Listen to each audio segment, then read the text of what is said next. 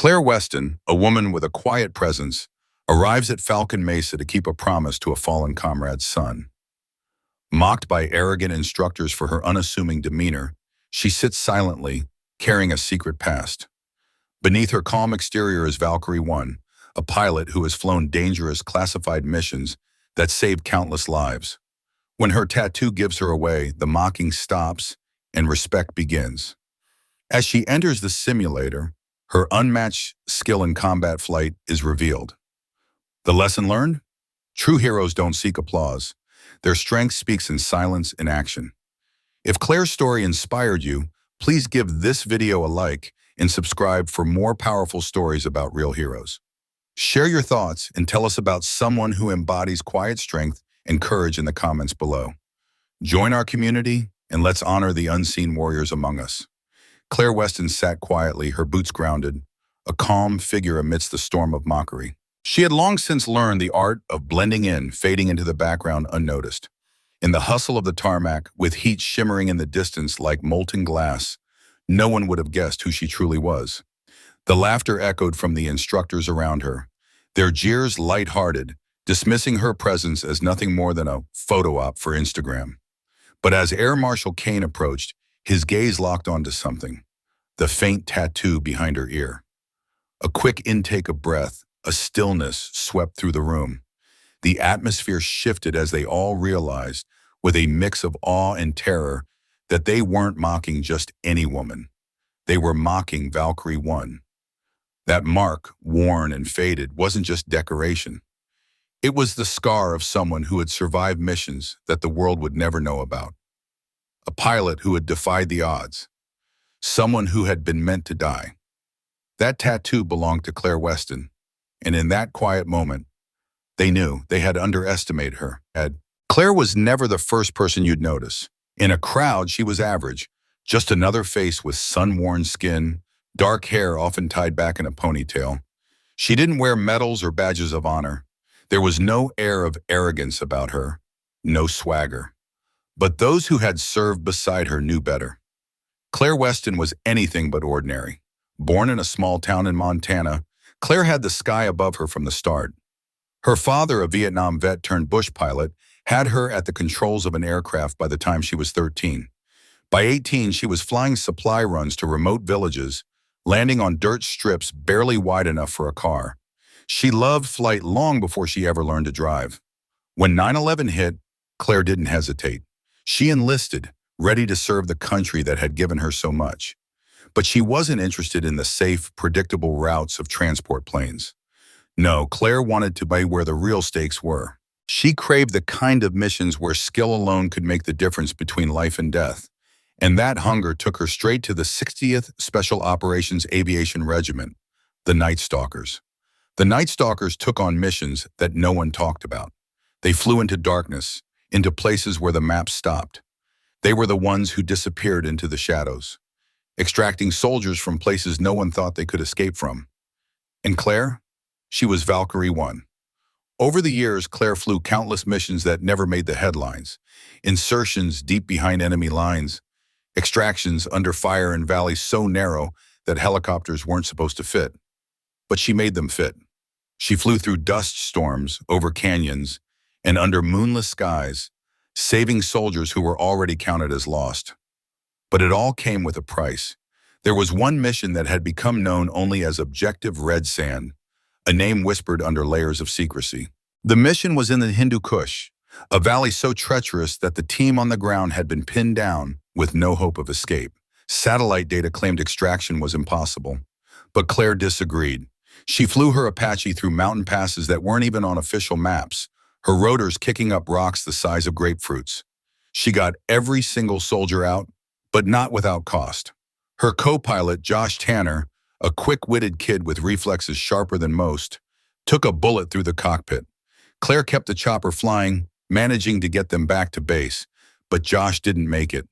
His blood stained the seat next to hers, a mark of sacrifice that could never be scrubbed away. That mission was the last straw for Clare. She officially retired from active service, but that wasn't the end. The war may have been over for her on paper, but it lingered in her nightmares. It was there in the silence she kept, even among friends, and in the weight of every folded flag she saw. She carried it with her, each day heavier than the last. Years passed, and Claire returned to Falcon Mesa. Not for glory, not to prove herself. She made a promise to a friend long gone. Josh's son was graduating flight school next month, a young man with his father's eyes, his father's grin.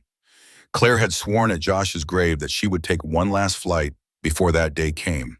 Not for closure, because there was no such thing, but to remind herself that she still had it, that she could still fly by. Clare Weston arrived quietly, her presence almost unnoticed against the noise of arrogance and mockery that filled the air. She wasn't here to impress anyone. There was no fanfare, no grand entrance. Just a woman with a duffel bag over her shoulder, bearing memories heavier than any load she had ever carried in a cockpit. The weight wasn't visible, not to them. They couldn't see past the plain olive shirt, the faded cargo pants, the desert boots worn from years of service. To the others, she looked like nothing more than a woman without rank or insignia, as if she didn't belong. Inside the operations tent at Falcon Mesa, the atmosphere was thick with the kind of easy confidence that comes from never having faced the kind of challenges that leave scars. Two instructors sat behind a battered folding table, their boots propped up like they owned the place. Around them, a few junior mechanics and cadets stood, eager for any crumbs of approval, soaking in the atmosphere of superiority. It was the kind of place where judgments were formed quickly, based on the surface. No one looked deeper. No one thought to ask what had brought Claire here today. She didn't say a word as she stepped forward, placing the folded paperwork in front of the first instructor. The man glanced at it, then looked at her and smirked. Maybe she's here for a selfie in the cockpit. Got to impress the followers, right? His voice was loud, designed for everyone to hear, for everyone to laugh. And laugh they did, a ripple of mockery that passed through the room like a wave of conformity, the kind of laughter that fed on the shared sense of superiority. Claire said nothing. She stood still, her duffel bag now resting on the ground beside her hands folded in front of her. She stared out at the tarmac where the heat shimmered like molten glass, undisturbed by the noise behind her. Probably binge-watched Top Gun and thought she'd give it a try, another instructor added with a nudge to his buddy. Next, she'll want a call sign. How about Maverick Mom? The room erupted in more laughter. The cadets grinned, relieved that the attention wasn't on them. The mechanic standing by shifted uncomfortably, unsure whether to join in or to remain silent, sensing that something didn't quite add up. She's been out there for an hour just sitting, one instructor boasted later in the break room, spinning the tale into something almost legendary, like Claire could somehow will herself into the cockpit just by staring at it. What none of them saw, what none of them cared to understand, was the depth of Claire's stillness. The patience in her silence was a skill she had honed over years, when waiting wasn't just a matter of patience, but of survival. Her hands rested lightly, ready to act at any moment. But for now, she was calm. Her breathing was steady, measured. She wasn't waiting for permission. She was fulfilling a promise that had long been made and would be kept no matter what the world thought of her. This moment wasn't just about Claire. It was a reflection of how quick people are to judge, to label, to exclude. How often do we judge a person based on their uniform, their title, their appearance? How often do we confuse quiet competence with weakness and loud confidence with actual ability? The instructors, the cadets, they thought they controlled the narrative because they saw what they wanted to see. They saw a woman in civilian clothes with no visible rank. Therefore, she must not belong. Therefore, it was safe to mock. But they didn't see her. They didn't see the weight she carried, the lives she'd saved, or the ghosts that followed her into every new day. They didn't see the miles she'd flown, the skies she'd conquered, the sacrifices she had made. The contrast was glaring. On one side, the instructors, full of easy arrogance, their bravado rooted in the fact that they had never been tested in ways that left them changed. Their confidence was loud, hollow, built on exclusion. They mistook their little corner of the world for the entire battlefield. On the other side, Clare Weston, a woman who didn't need to speak, didn't need to flash credentials or demand respect. Her confidence was quiet, forged in places these men couldn't even imagine. In the world Claire had inhabited, Arrogance didn't keep you alive. Humility did. And humility, in her case, had saved more lives than any boast ever could. Her strength wasn't born from tearing others down. It came from the quiet certainty that she knew exactly who she was and what she was capable of, having already survived what would have crushed lesser people. Real ability doesn't need to be flaunted. It doesn't need to announce itself loudly.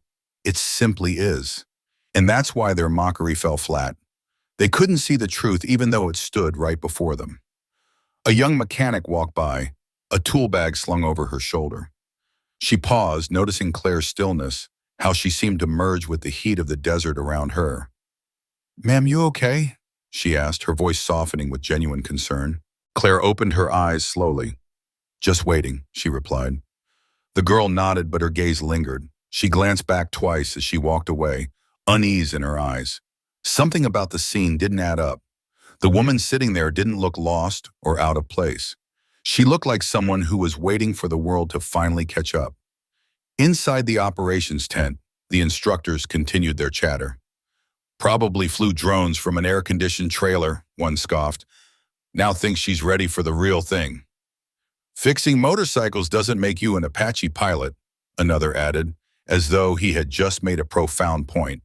Still, Claire remained motionless, her presence like a stone amidst the swirling storm of mockery. It didn't touch her because Claire understood something they didn't. It's not the noise that matters. What truly counts is what you do when the noise stops.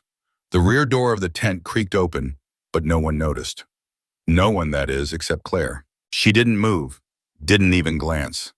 But something in her posture subtly shifted, as though a finely tuned instinct had recognized a change in the air. Air Marshal David Kane stepped inside. He wasn't a man who needed to make an entrance. The quiet authority in his movements did that for him. His uniform was clean, but there were small signs of a man who didn't just supervise, but worked. The faint creases on his uniform where his sidearm rested, the sun-bleached collar, the dust on his boots from the tarmac, all spoke of a man who was more than just a figurehead. Kane had come to Falcon Mesa for what was supposed to be a routine inspection, check the boxes, shake hands, nod at the simulators he had seen a dozen times before. But as soon as he crossed into the tent, something felt off. The laughter, the posturing, the cadets and instructors so absorbed in their own performances that they didn't notice him. He stopped and crossed his arms, letting the scene unfold before him. "Probably thinks that tattoo behind her ear makes her tough," one of the instructors snorted, triggering a ripple of laughter from the others. That's when Kane's eyes narrowed. "A tattoo?" he repeated, his gaze following the instructors to the woman sitting at the edge of the tent. His eyes took in the details others had missed. The way she sat, perfectly still, not slouched or restless, but with her hands folded, her shoulders relaxed yet alert. There was a quiet confidence in her stillness, the kind that came from long hours in dangerous places where unnecessary movement could be deadly. And then he saw it, a small black mark, mostly hidden by her tied-back hair, just behind her left ear. A design faded to charcoal with age, but unmistakable to anyone who had served in places like Kane had. Two rotors crossed behind a dagger, minimalist, precise, and beneath it, tiny numbers that most people would miss unless they knew to look. 160. Kane's breath hitched. The 160th Special Operations Aviation Regiment, better known as the Nightstalkers. But there was more. His sharp eyes caught another symbol beneath the rotors, one so rare, so classified, that most would dismiss it as meaningless. But Kane knew what it meant. He knew who was authorized to wear it, Valkyrie 1. He stared at her, suddenly seeing the truth beneath the surface, beneath the plain clothes, the silence, the patience. This wasn't an amateur chasing a fantasy. This wasn't a tourist angling for a selfie. This was a pilot, a woman whose missions had never been on paper, whose flights had saved lives no one could ever thank her for. This was a woman who had flown into places where maps ended and enemy fire was a certainty. Kane's expression darkened as he saw the group of instructors and cadets mock the woman standing before them. The world had quietly let her fade into myth, her story too complicated, too inconvenient for those who couldn't grasp the weight of it. But now they were laughing at her, mocking someone they couldn't even begin to understand. Without a word, Kane turned sharply and strode out, the crunch of dust under his boots loud in the silence that followed. He moved with purpose, crossing the yard toward the Flight Operations Chief's station. "Get the Apache simulator prepped," Kane commanded, his voice low but clear. "Full capabilities, no restrictions." The chief blinked, clearly taken aback. "Sir, she's a civilian," he protested. Kane's voice cut through the hesitation, hard as steel. "She's not a civilian, and she doesn't need training wheels." There was a pause, the chief hesitating before giving a reluctant keying the command into the system. Kane's gaze was cold as he turned, walking back toward the tent. All eyes were on him now, and the weight of the room's attention was palpable. He stood before the group of instructors and cadets, his gaze cold and unwavering. "Which one of you turned her away?" His voice was low but carried a weight that made hearts skip and backs straighten. One of the instructors raised his hand sheepishly, his earlier arrogance completely gone. Kane's eyes swept the room, his look unyielding. "You've been mocking someone whose boots you're not fit to clean," he said, the words cutting through the silence. "That woman out there, she's Valkyrie 1. She's flown missions you'll never even hear about. And while you were busy trying to look important, she was busy being important." The room went still. Even the hum of the AC seemed to quiet. Without another word, Kane turned toward Clare. She met his gaze with calm patience, her expression betraying neither surprise nor arrogance. "The Sims are ready for you, ma'am," Kane said, with the kind of respect that only comes from truly knowing the measure of a person. Clare nodded silently, shouldering her duffel bag. "Thank you, sir." As they walked toward the hangar, the instructors and cadets stood frozen, staring at her in stunned silence. The mocking had ended and a new lesson had begun. The heavy door to the simulator hangar groaned open, and the blast of cool, recycled air hit them both, a welcome contrast to the oppressive heat outside. Inside, the cavernous space was dim, lit by the soft glow of monitors and the sleek, black form of the Apache simulator. It sat coiled like a predator at rest, waiting. Claire paused for a breath, not because of doubt, but out of respect for the moment. The familiar scent of hydraulic fluid and metal filled her lungs, grounding her. Kane said nothing, simply watching her, but his presence was a silent understanding. She climbed into the cockpit with a fluidity born of countless hours in the seat. No hesitation, no wasted movement. Her hands found the straps, the controls, the switches with practiced precision, as if time had not passed at all. The world outside, the mockery, the instructors, and cadets, all of it faded away. Here, it was just Claire and the machine. As the simulator powered up, the wraparound screens flickered to life, revealing a digital landscape. Jagged peaks, winding valleys, and a pale dawn sky tinged with red.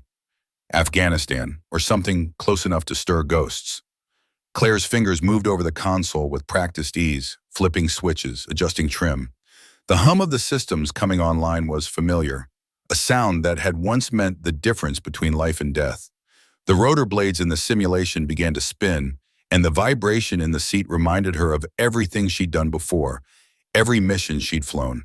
The simulated Apache lifted gently on the skids and then rose into the air, with a grace that made it feel like it had always belonged to the sky. Claire guided it with subtle, near imperceptible movements, keeping the craft steady as it threaded through the mountain passes. From the observation deck, Kane watched in silence, arms crossed. A quiet pride burned in his chest as he observed her. Below him, the instructors and cadets stood frozen, their faces turned upward in awe. Gone were the smirks, the whispered jokes. All that remained was reverence, a kind of quiet awe that had replaced their mockery. Inside the cockpit, Claire's world blurred. The simulation was so real, so familiar, that the line between past and present dissolved. The screen was no longer a digital landscape. It was a memory, a place she had flown in countless times before. The landscape wasn't pixels. It was the valley at red sand, stretching endlessly beneath her as she fought the urge to breathe. The hum wasn't artificial, the synthetic sound of speakers, but the real tremor of a bird battling the thin, ever-changing air. A voice echoed through her mind, sharp, urgent. "Claire, we're taking fire from the ridge." Josh Tanner's voice, young, strained, desperate, broke through. Claire saw it before her body reacted. The flash of muzzle fire from the rocks, the rippling heat rising from the barrel of a hidden RPG. Instinct kicked in. She toyed, rolled, dodging by mere inches. The sickening thud of rounds slamming into metal and glass reverberated in her memory.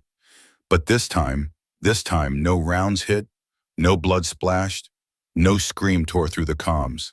This was different. This was her flight, where she had the power to choose the path, where she could prove to herself, if to no one else, that she could still soar, unshackled by ghosts. Claire exhaled, steadying her breath as she adjusted altitude, weaving through the digital canyons with the precision of someone who had lived this, breathed it, for years. Every turn, every movement was deliberate. The mission was simulated, sure, but the stakes felt as real as any she'd faced. Extraction of a pinned-down unit. It required caution, patience, skill. Claire knew the terrain as well as any master tracker reading the forest. Each decision was like a step on a tightrope. One wrong move, and it could all come crashing down. Where others relied on speed by aid or brute strength, Claire relied on precision. She brought the bird in low, using the lay of the land as cover, hiding beneath shadows and jagged rocks. The terrain was her ally, every curve and rise providing safety from the virtual enemy. At the last second, she flared, bringing the skids down with a swirl of dust. The virtual troopers boarded in a practice flurry, then she lifted off again, banking into the sky, evading imaginary fire. The rising sun bathed the peaks in molten gold as she climbed, higher, steady, her hands steady on the controls. The simulator powered down, the screen fading to black. The hum of the machinery ceased, leaving behind the soft tick of cooling metal. Claire remained still for a moment. Her breath even, her pulse steady. No need to rush. She'd been here before, and each time it felt the same.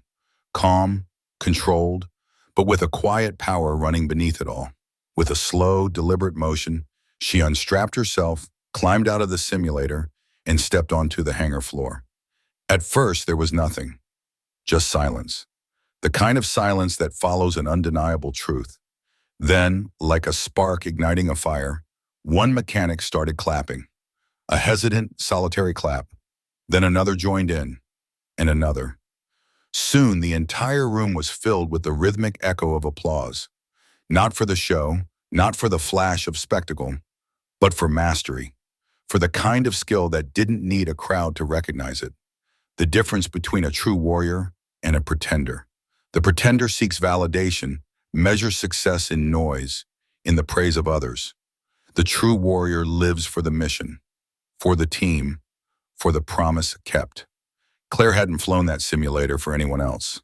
Not to impress, not to show off. She flew it to honor a fallen friend, to remind herself who she was and what she was capable of. That kind of strength doesn't fade when the applause stops.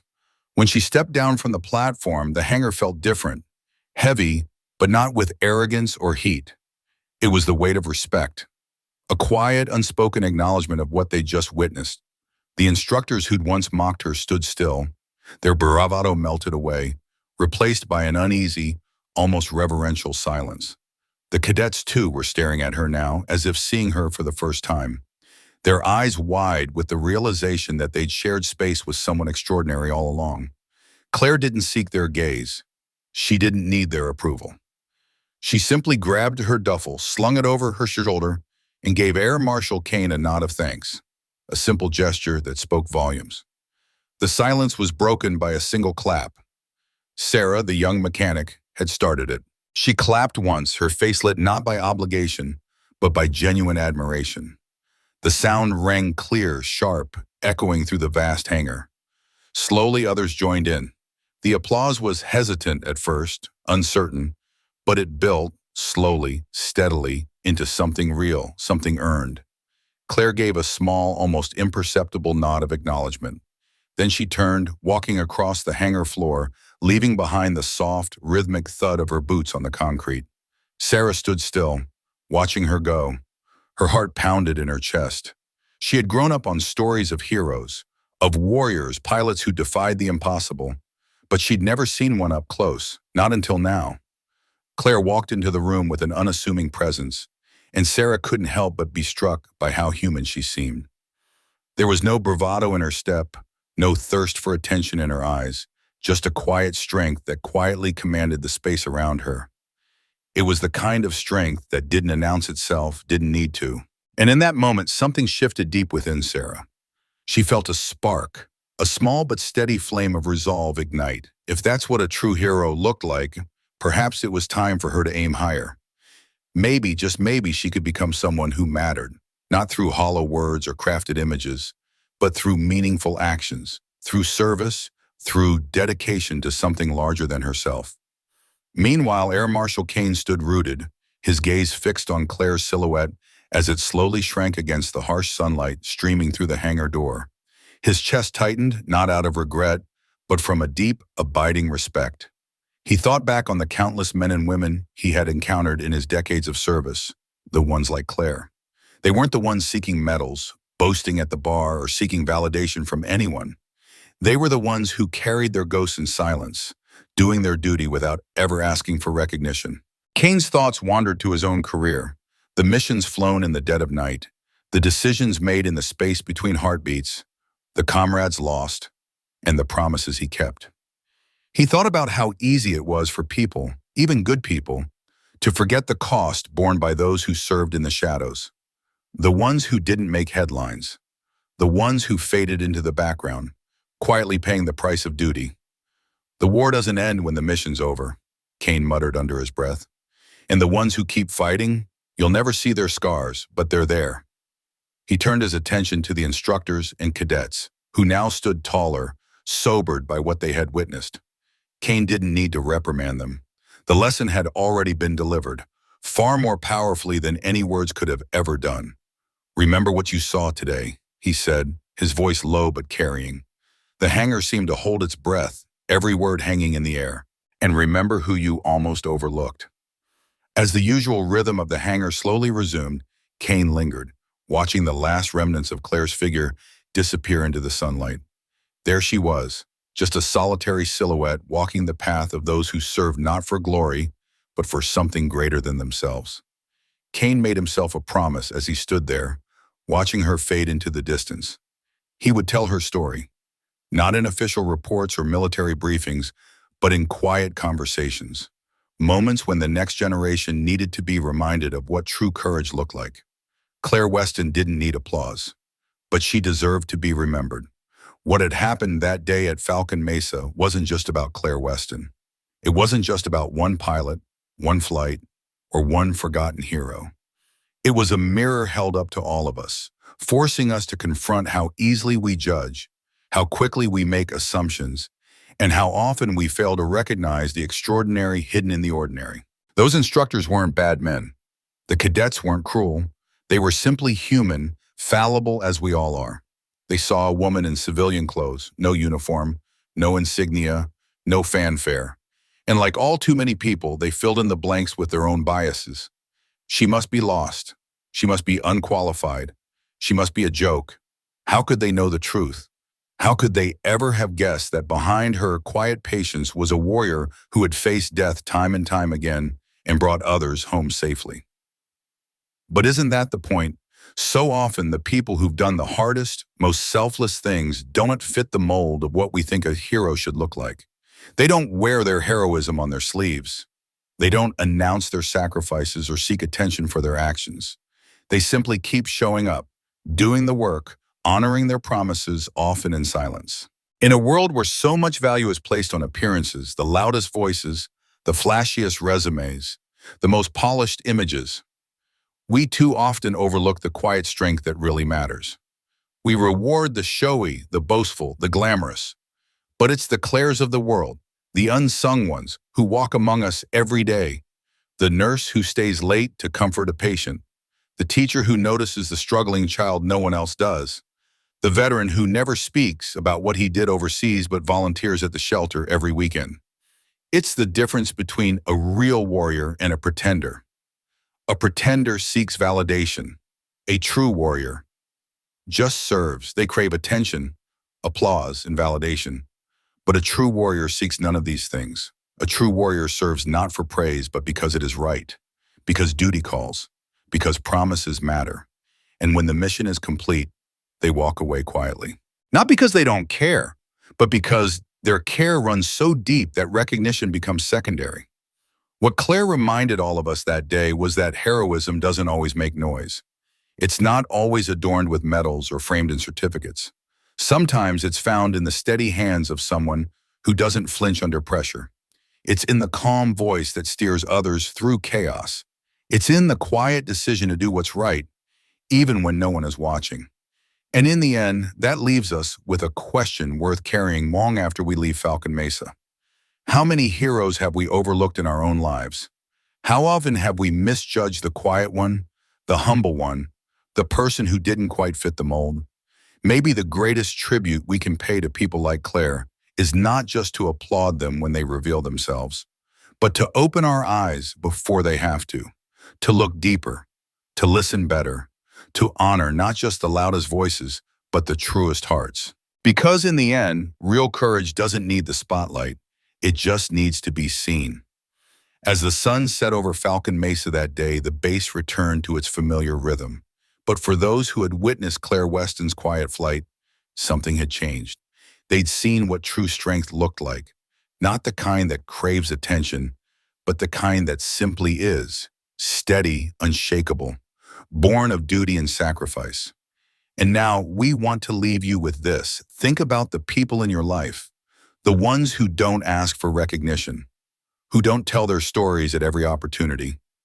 Maybe it's a neighbor who served yet never spoke of it, a teacher who shaped lives without seeking applause, a nurse, a coach, a parent, a friend, the quiet heroes, the Clare Westons among us. We invite you to share their stories in the comments below. Tell us about the person who inspired you, not because they sought the spotlight, but because they lived with courage, honor, and humility. Let's fill this space with reminders of the heroes who walk among us every day. Unseen, but never unneeded. If Claire's story touched you, if it made you pause, reflect, or see someone differently, please consider liking this video. It helps more people discover these important stories. And if you believe, as we do, that the world needs to hear about quiet courage and real heroism, hit subscribe and then join our community. We tell these stories not for clicks, but to honor the people who deserve to be remembered. And one last thing, next time you see someone who doesn't quite look the part, who isn't loud or flashy, look again. You might be standing in the presence of a real hero. Thank you for watching. Thank you for listening. And most of all, thank you for helping us honor the silent warriors who make our world safer, stronger, and better.